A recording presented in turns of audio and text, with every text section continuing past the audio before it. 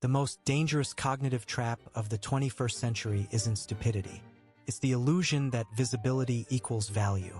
Right now, while you're watching this, there's a computational biologist reverse engineering protein folding mechanisms that could obsolete cancer. You don't know her name. There's a category theorist reconstructing the mathematical foundations of quantum mechanics. He has 47 Twitter followers. There's an AI researcher who just solved a dimension of the alignment problem that could determine whether artificial superintelligence destroys or saves humanity. She hasn't posted about it. This isn't anomaly, it's pattern. And the pattern reveals something profound about the architecture of human cognition that we've systematically misunderstood. We operate under a seductive but false assumption that intellectual achievement and public recognition should correlate positively. That genius demands an audience. That if you possess rare insight, you bear an obligation to broadcast it. The empirical reality suggests otherwise. And once you understand the neuropsychological mechanisms underlying this phenomenon, the behavior of history's most impactful intellects becomes not just comprehensible but inevitable. Consider Grigori Perelman, 2006. He provides proof for the Poincare conjecture, a topological problem that had resisted solution for 104 years. The Clay Mathematics Institute offers $1 million. The International Mathematical Union offers the Fields Medal, the discipline's highest honor, often called the Nobel Prize of Mathematics. His response? Categorical refusal. Both awards. He doesn't merely decline. He actively retreats from mathematical society entirely. When journalists locate him in a deteriorating apartment in St. Petersburg, his statement is precise. I'm not interested in money or fame. I don't want to be on display like an animal in a zoo. The conventional interpretation frames this as eccentricity, perhaps pathology. But this interpretation reveals more about the interpreter than the subject. Perelman understood something that operates at the intersection of cognitive science, information theory, and the phenomenology of creative thought. Attention is not merely a resource, it's a competitive inhibitor of the very cognitive processes that generate substantive intellectual output. Let me construct the framework. First principle, cognitive bandwidth operates as a zero-sum allocation problem. Your prefrontal cortex possesses finite executive function capacity at any given moment. Neuroscientific research on working memory demonstrates that humans can maintain approximately 4 chunks of information in active processing. Every social performance demand, every interview, every public explanation, every reputation management calculation occupies slots in this severely limited buffer. When you're operating at the frontier of human knowledge, you're manipulating conceptual structures of extraordinary complexity. You're holding multiple contradictory hypotheses in superposition. You're pattern matching across domains that superficially appear unrelated. This requires every available cognitive resource. Now introduce the attentional demand. Suddenly, you're not just thinking about the problem. You're thinking about how to explain the problem, how to justify your approach, how to make it comprehensible to people operating with different knowledge structures, how to defend against criticism from people who lack the prerequisite understanding to evaluate your work but possess platforms to broadcast their opinions. The cognitive cost is catastrophic. Einstein articulated this with characteristic precision. Everything should be made as simple as possible, but not simpler. But notice what happened in practice. The final decades of his life were consumed by journalists demanding relativity in simple terms. Each demand required him to compress four-dimensional spacetime curvature into 3-minute explanations. Each compression introduced distortions. Each distortion propagated misconceptions. And each misconception generated follow-up demands for clarification. The attention became self-perpetuating, a cognitive parasite. But here's the deeper mechanism, the one that operates below conscious awareness. Second principle. Attention activates ego-defensive cognition, which is fundamentally incompatible with truth-seeking behavior. When you're performing for an audience, your brain enters what social psychologists term social evaluative threat mode. The amygdala flags potential status loss.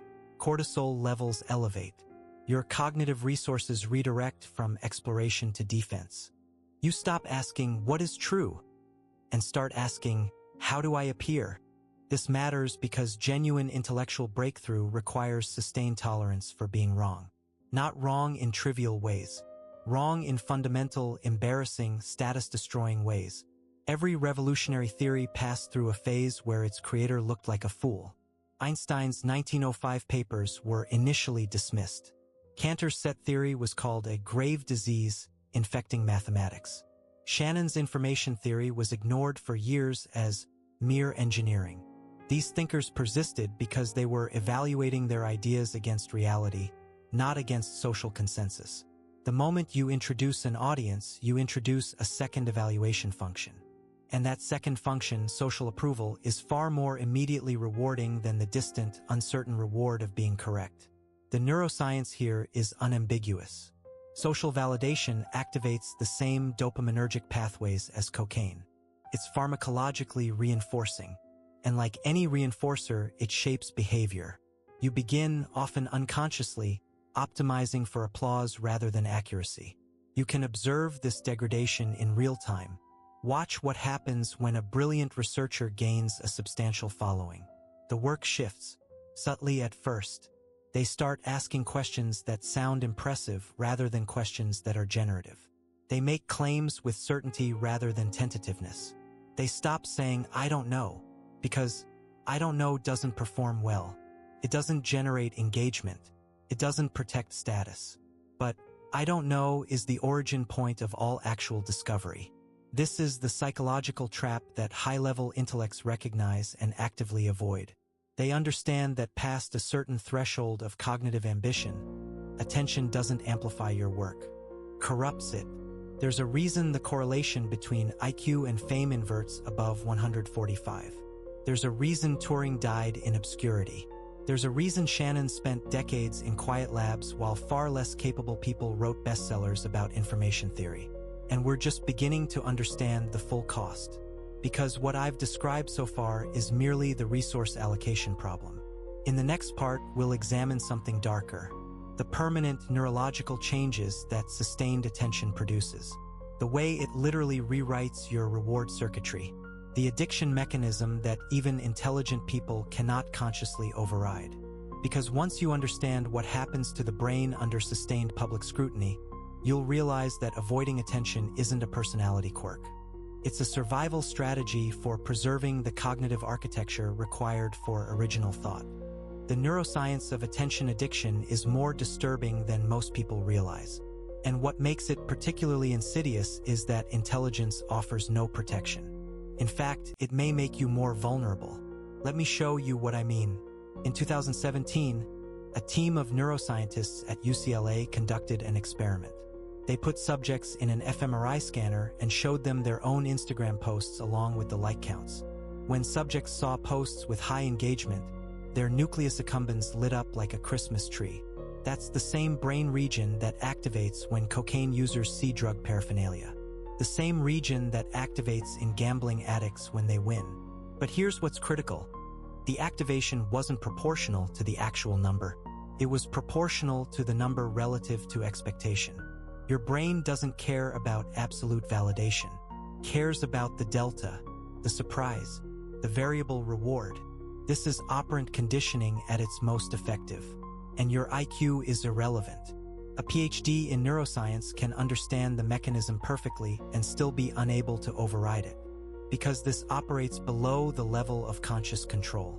It's hardwired into the mesolimbic pathway that evolved to reinforce behaviors critical for survival.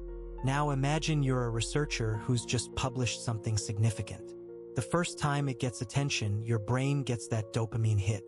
Comments, citations, invitations to speak. Your nucleus accumbens learns. Intellectual output equals social reward. Seems positive, right? You're being incentivized to do good work. But here's the trap. That reward system doesn't discriminate between deep work and performative work. Between genuine insight and compelling narrative. Between being right and sounding right. In fact, the data suggests it preferentially rewards the latter. A 2021 study in Nature Human Behavior analyzed over 100 million scientific papers. They found that papers with more surprising, counterintuitive claims got cited more frequently in the first 3 years after publication. But 15 years later, the boring, incremental papers had more lasting impact. The flashy ones were often wrong. The attention economy selects for the stimulating, not the true. And once your brain has been conditioned to expect social reward for intellectual output, you start unconsciously optimizing for stimulation. You don't even notice it happening, but your colleagues do. Your work starts having this subtle sheen of performance. You begin every paper with a provocative hook. You frame everything as disruption or revolution. You stop publishing the null results, the failed experiments, the boring confirmations of existing theory. Not because you're dishonest, but because your reward circuitry has been hijacked. This is what happened to some of the brightest minds of the 20th century.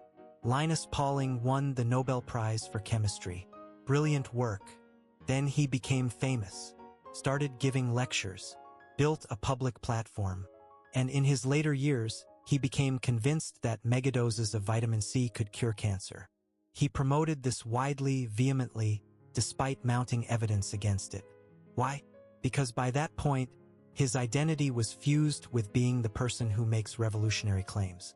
His brain had been trained. Counterintuitive claims equal attention, equal reward. The mechanism that made him successful early on, his willingness to challenge consensus, became pathological once it was reinforced by public validation. This is the second mechanism smart people understand. Sustained attention doesn't just consume bandwidth. It rewires your motivation structure.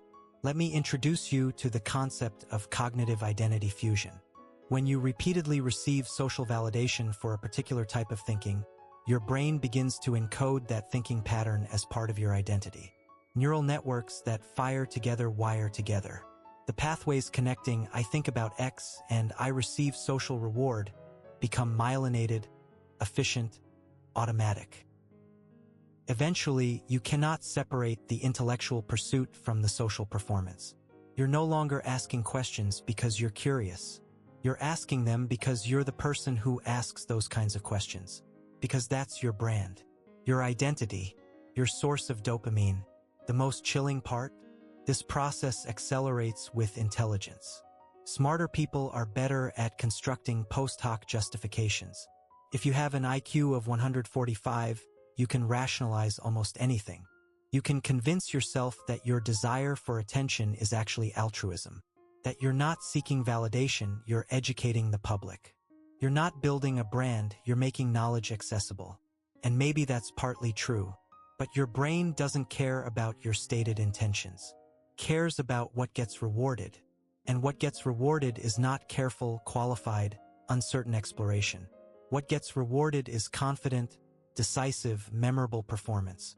Here's an example that illustrates this perfectly. Richard Feynman, brilliant physicist, Nobel laureate, made fundamental contributions to quantum electrodynamics. But he also loved attention. He played bongo drums. He cracked safes. He told stories. He performed. And you know what happened? He became famous as the guy who makes physics fun. Which meant that whenever he spoke, people expected performance. Expected entertainment. Expected Feynman the character, not Feynman the physicist. In his private writings, he expressed deep ambivalence about this. He worried that the performance was consuming the substance. That he was becoming a caricature of himself. That younger physicists were imitating his style without understanding that the style was separate from the actual work. He wrote, "I can't do it anymore. I can't be Feynman anymore." But by then, the neural pathways were set. The identity was fused. He couldn't separate the thinker from the performer because his brain had encoded them as the same thing. Now contrast this with Paul Erdos, one of the most prolific mathematicians in history, published over 1,500 papers, collaborated with more than 500 people. Absolutely brilliant. You know what he didn't do? Public lectures for general audiences, media appearances, personal branding. He just moved from university to university, sleeping on colleagues' couches, doing mathematics, obsessively, single-mindedly. His brain never learned to associate mathematical work with social performance. The reward was intrinsic. The dopamine came from solving the problem, not from people knowing he solved it. And because of that, his cognitive architecture remained optimized for mathematics rather than for managing a public persona. This is the neurological divergence point, the moment where trajectories split. One path, you produce brilliant work, it gets attention, your brain encodes attention as the reward, you begin optimizing for attention, your work degrades in ways you cannot consciously detect because your rationalization engine is too powerful. Other path, you produce brilliant work, you minimize exposure, your brain continues encoding problem solving as the reward, you keep optimizing for truth. The second path requires something psychologically difficult. It requires you to actively resist one of the most powerful reinforcement mechanisms in the human brain. It requires you to watch other people get credit, build platforms, become influential while you remain obscure. It requires you to believe that the work matters more than the recognition. Not just intellectually believe it, but believe it at the level of your reward circuitry. And here's the brutal reality. Most people can't do this. Even smart people. Especially smart people, actually, because they're better at convincing themselves they're special cases. That they can handle the attention. That they're immune to the corruption. They're not. Nobody is. This is why the pattern holds. Why the people doing the most important work are systematically invisible. Not because they lack communication skills. Not because they're socially awkward. But because they've recognized that preserving the purity of their motivation requires protecting themselves from the neurological hijacking that attention produces. In the next part, we're going to examine the social cost. Because there's another dimension to this that we haven't discussed yet. It's not just what attention does to your brain. It's what it does to your relationships, to your ability to collaborate, to the quality of feedback you receive. Because once people start seeing you as a public figure rather than a colleague, the entire information ecology around you degrades. And that degradation is almost impossible to reverse. The moment you become visible, you stop receiving honest feedback. And for someone operating at the edge of human knowledge, honest feedback isn't just valuable, it's epistemically necessary. Let me explain the mechanism. In 2019, researchers at Stanford conducted what they called the expert paradox study. They assembled groups to evaluate technical proposals. In some groups, evaluators knew the proposer was a recognized expert. In others, the proposer was anonymous. The results were stark. When evaluators knew they were critiquing an expert, their feedback became systematically less critical. Not because they consciously deferred, most insisted they evaluated the work objectively. But linguistic analysis revealed the shift.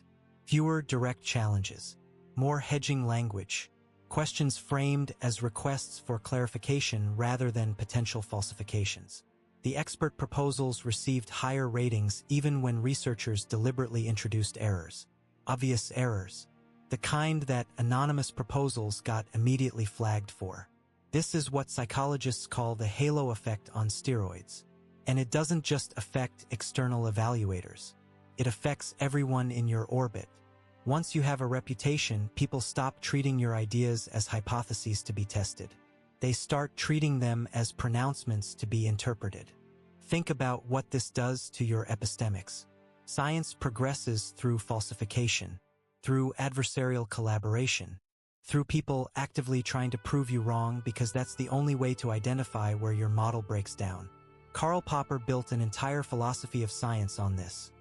A theory is only scientific if it's falsifiable, and it only becomes robust through surviving genuine attempts at falsification. But falsification requires intellectual equality. It requires people who feel empowered to tell you you're wrong. The moment you become famous, that equality evaporates. Your colleagues start second-guessing their objections. Maybe I'm missing something. He's the expert, after all. Your students stop asking the naive questions that sometimes reveal fundamental flaws.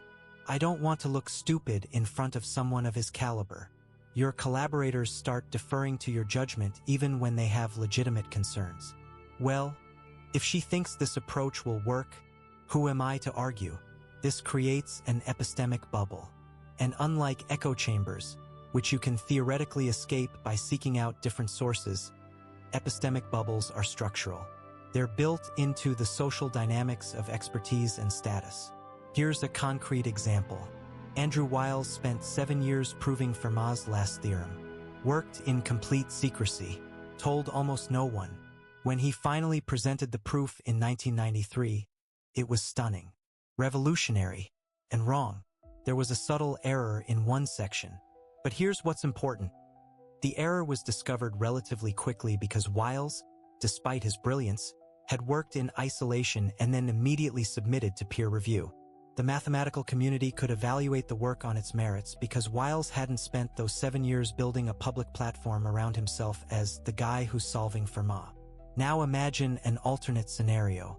Imagine he'd been giving TED Talks about his progress, writing popular articles, building an audience around the journey. By the time he presented the proof, his identity would be fused with being the Fermat solver. Reviewers would be unconsciously biased toward finding it correct. Colleagues would hesitate to challenge details. The error might have persisted much longer. Or worse, Wiles himself might have been psychologically unable to acknowledge the error once it was found. Because admitting a fundamental flaw wouldn't just be about mathematics anymore. It would be about disappointing millions of followers, damaging a carefully constructed public image, undermining a brand. This is the social epistemology trap. Attention doesn't just change how others perceive your work. It changes the entire information infrastructure around you. Let me give you the framework for understanding this. In information theory, we talk about signal and noise. In social epistemology, we need to talk about signal, noise, and sycophancy. Sycophancy is worse than noise because it masquerades as signal. It looks like agreement, like confirmation, like your ideas are being validated. But it's actually just status-seeking behavior. People aligning themselves with you not because your ideas are correct, but because you're visible and association with you carries social benefits. The mathematician Shinichi Mochizuki provides a fascinating case study. In 2012, he published a proof of the ABC conjecture, one of the most important unsolved problems in number theory. The proof was 500 pages long, introduced entirely new mathematical frameworks, and was nearly incomprehensible even to expert number theorists. Here's what Mochizuki did. Nothing. No press releases. No conference tours. No popularization efforts. He just posted the papers and went back to work. For years, the mathematical community struggled to verify the proof. Some claimed it was correct. Others found what they believed were gaps. The debate continues to this day. But notice what didn't happen. Mochizuki didn't become invested in being right. He didn't build a following of supporters who needed him to be correct. He didn't create social pressure that would make it psychologically difficult for him or others to identify errors. He maintained what philosophers of science call epistemic humility, the ability to hold his own ideas lightly enough that contradictory evidence could actually change his mind. This is almost impossible to maintain once you're famous. Because fame doesn't just attract supporters. It attracts people whose identity becomes invested in your correctness. PhD students who've built their dissertations on your framework. Popularizers who've written books explaining your theories. Journalists who've staked their credibility on covering your breakthroughs. Now you're not just defending your own ideas. You're defending an entire ecosystem of people who need you to be right. The social pressure becomes immense, and it operates bidirectionally. There's a concept in social psychology called identity fusion. When someone's personal identity becomes fused with a group identity, they become willing to make extreme sacrifices for the group. They'll defend the group even against evidence. They'll attack critics even when the criticism is legitimate. This happens with political tribes, with religions, with nationalities, and it happens with intellectual movements built around charismatic figures. String theory provides a sobering example. It's an elegant mathematical framework that might unify physics. The empirical evidence is still lacking. But string theory became associated with particular high-profile physicists who were brilliant communicators. They wrote best-selling books, gave compelling lectures, built substantial followings, and something interesting happened. The field became tribal. String theorists versus critics, believers versus skeptics. People's careers became tied to string theory being correct. Entire departments organized around it. thousands of papers published assuming its validity. Now imagine you're a young physicist who finds potential problems with string theory. The mathematics doesn't quite work the way it should. You have concerns. Do you voice them? When the most influential people in your field, the ones who control funding and faculty positions, are heavily invested in string theory being correct. Most don't. They self-censor. They work on safer problems. And the field loses the adversarial pressure that would actually make string theory more robust. This is what attention does at scale. It doesn't just affect the individual at the center. It warps the entire epistemic landscape around them. The smartest people recognize this and actively avoid it. They understand that building a platform is building a prison. Because once you're the expert, once you're the thought leader, once you're the public intellectual, you can no longer explore freely. Every new direction you investigate gets interpreted through the lens of your established brand. Every change of mind gets framed as inconsistency rather than learning. Every admission of uncertainty gets weaponized by critics or spun by supporters. You become trapped in your past positions. Freeman Dyson understood this. Brilliant physicist, made fundamental contributions to quantum field theory. But he deliberately avoided specializing.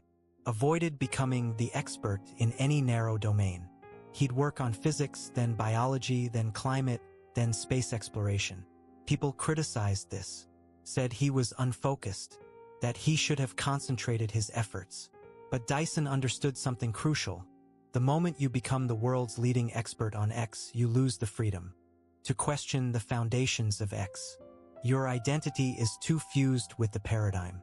Your colleagues expect you to defend it. Your reputation depends on it. By remaining deliberately marginal, deliberately eclectic, Dyson preserved the intellectual freedom to follow evidence wherever it led. This is the social cost that visibility imposes. It's not just about time or cognitive resources.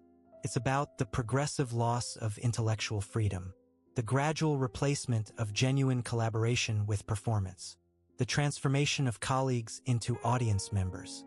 And once that transformation is complete, you're no longer doing science or mathematics or philosophy. You're doing theater, compelling theater perhaps, influential theater, but theater nonetheless. In the next part, we're going to examine the final mechanism, the one that operates at the deepest level. Because everything we've discussed so far, the cognitive costs, the neurological hijacking, the social epistemology traps, these are all external in a sense. They're things that happen to you, but there's an internal transformation that occurs. Something that changes not just how you think, but what you think you are. A shift in self-concept so fundamental that it alters the very nature of your curiosity. And this is the mechanism that separates the people who produce transformative work from the people who merely talk about producing it. There's a particular kind of death that happens to curiosity when you become famous. Not a sudden death, a slow replacement, so gradual you don't notice until it's already complete. Let me describe what authentic curiosity actually feels like at the neurological level. When you're genuinely curious about something, your brain enters what researchers call exploratory mode. The anterior cingulate cortex shows increased activation. Dopamine release occurs not from finding the answer, but from the search itself. The uncertainty is pleasurable. The not knowing is the reward. This is the state that produces breakthroughs. This is where you're willing to spend months on a problem that might lead nowhere. Where you'll read papers outside your field just because something seemed interesting. Where you'll pursue a hunch that contradicts your previous work. The motivation is entirely intrinsic. You're investigating because the question itself demands investigation. Now introduce attention.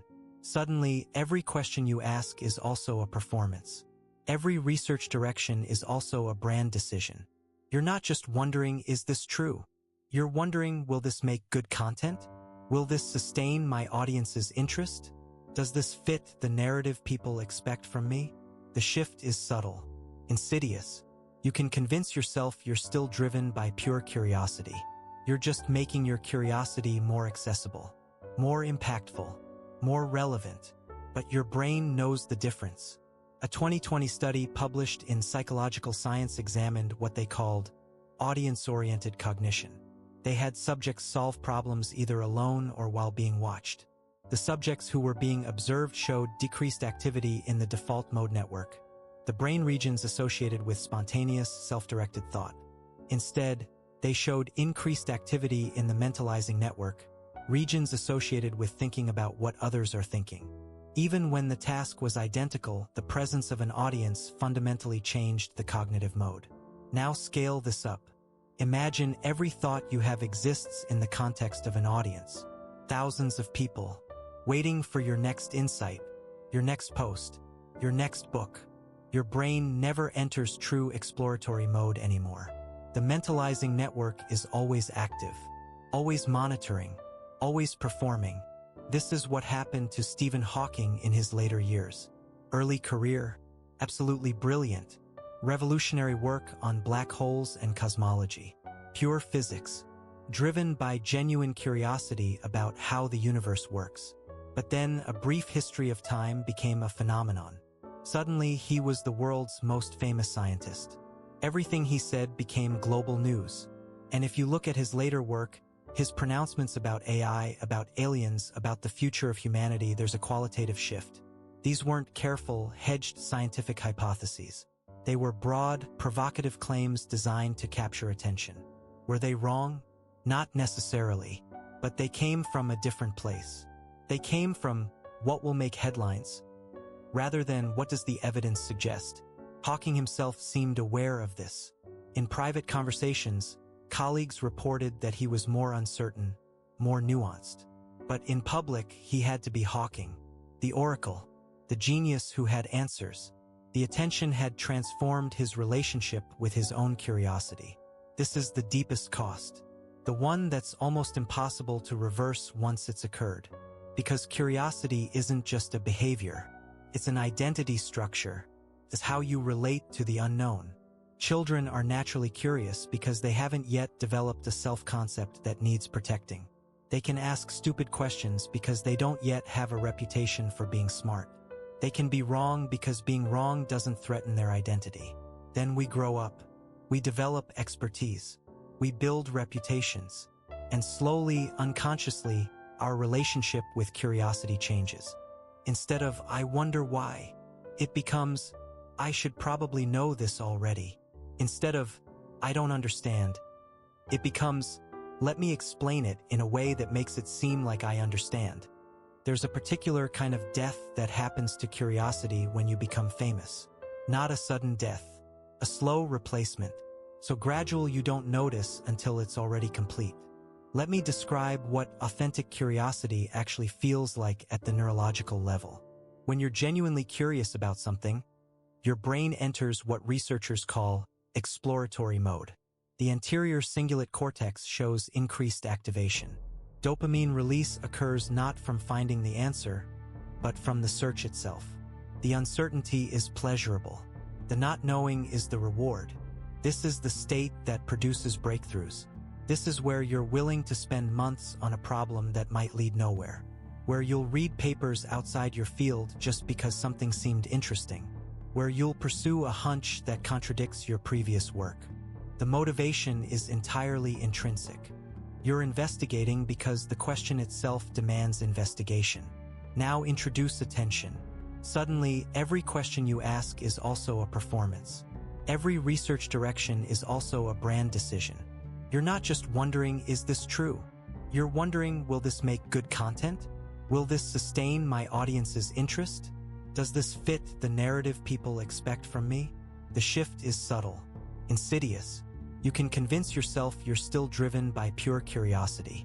You're just making your curiosity more accessible, more impactful, more relevant, but your brain knows the difference. A 2020 study published in Psychological Science examined what they called audience-oriented cognition. They had subjects solve problems either alone or while being watched. The subjects who were being observed showed decreased activity in the default mode network, the brain regions associated with spontaneous, self-directed thought. Instead, they showed increased activity in the mentalizing network, regions associated with thinking about what others are thinking. Even when the task was identical, the presence of an audience fundamentally changed the cognitive mode. Now scale this up. Imagine every thought you have exists in the context of an audience. Thousands of people, waiting for your next insight, your next post, your next book. Your brain never enters true exploratory mode anymore. The mentalizing network is always active, always monitoring, always performing. This is what happened to Stephen Hawking in his later years. Early career, absolutely brilliant. Revolutionary work on black holes and cosmology. Pure physics, driven by genuine curiosity about how the universe works. But then a brief history of time became a phenomenon. Suddenly, he was the world's most famous scientist. Everything he said became global news. And if you look at his later work, his pronouncements about AI, about aliens, about the future of humanity, there's a qualitative shift. These weren't careful, hedged scientific hypotheses. They were broad, provocative claims designed to capture attention. Were they wrong? Not necessarily. But they came from a different place. They came from what will make headlines, rather than what does the evidence suggest. Hawking himself seemed aware of this. In private conversations, colleagues reported that he was more uncertain, more nuanced. But in public, he had to be Hawking, the oracle, the genius who had answers. The attention had transformed his relationship with his own curiosity. This is the deepest cost, the one that's almost impossible to reverse once it's occurred. Because curiosity isn't just a behavior, it's an identity structure. It's how you relate to the unknown. Children are naturally curious because they haven't yet developed a self-concept that needs protecting. They can ask stupid questions because they don't yet have a reputation for being smart. They can be wrong because being wrong doesn't threaten their identity. Then we grow up. We develop expertise. We build reputations. And slowly, unconsciously, our relationship with curiosity changes. Instead of, I wonder why, it becomes, I should probably know this already. Instead of, I don't understand, it becomes, let me explain it in a way that makes it seem like I understand. Instead of genuine exploration, performance of exploration. The smartest people who avoid attention aren't just protecting their time or their cognitive bandwidth. They're protecting their capacity for genuine curiosity. They're protecting the psychological space where it's safe to not know, to be wrong, to explore without justification. Terence Tao is possibly the greatest living mathematician. He's won the Fields Medal, made contributions across multiple domains. Absolutely brilliant. And you know what he does? He maintains a blog where he posts half-formed thoughts, incorrect approaches, questions he doesn't know the answer to. He explicitly frames it as a working notebook, not a pronouncement. This is psychologically remarkable because he has the platform to make grand statements, to position himself as the authority, to only share polished, complete work. But he understands that the moment he does that, he loses something essential. He loses the freedom to think in public without the performance burden. He loses the ability to be genuinely uncertain without that uncertainty being interpreted as weakness. He's protecting his relationship with his own curiosity. Compare this with public intellectuals who've become brands. You can watch the transformation in real time. Early in their careers, they say, I don't know frequently. They explore multiple perspectives. They update their views based on new evidence. Then they get popular, build platforms, write bestsellers. And suddenly, every statement becomes more confident, more certain, more aligned with whatever position their audience expects. They stop saying, I don't know, because their audience didn't subscribe for uncertainty. They subscribed for answers. The intellectual becomes the performer, becomes the prisoner. This is why the correlation between visibility and impact inverts at the highest levels. The people producing truly transformative work, the ones who are actually pushing the boundaries of human knowledge, they're not building personal brands. They're not optimizing their Twitter presence. They're not thinking about their legacy. They're thinking about the problem, just the problem, with the kind of sustained, obsessive focus that's only possible when you're not simultaneously managing a public image. Claude Shannon invented information theory, literally created a new field, the mathematics underlying all modern computation and communication. You know what he did with this? He published the papers and went back to his lab to build juggling robots and flame-throwing trumpets. Just because they were interesting, because curiosity itself was the reward. He gave almost no interviews, avoided conferences when possible, refused to write a popular book explaining his work despite publishers begging him. Why? Because writing that book would require him to think about information theory the way a popularizer thinks about it, not the way a discoverer thinks about it. And he wanted to remain a discoverer. He protected his curiosity by protecting his obscurity. This is the pattern. Over and over. The people who actually move human knowledge forward versus the people who talk about moving it forward. The former group is systematically invisible. Not by accident. By design. Because they've recognized something that most people never grasp. Attention and understanding are fundamentally different things. Often inversely correlated things. You can be famous or you can be curious. You can be visible or you can be genuinely exploratory.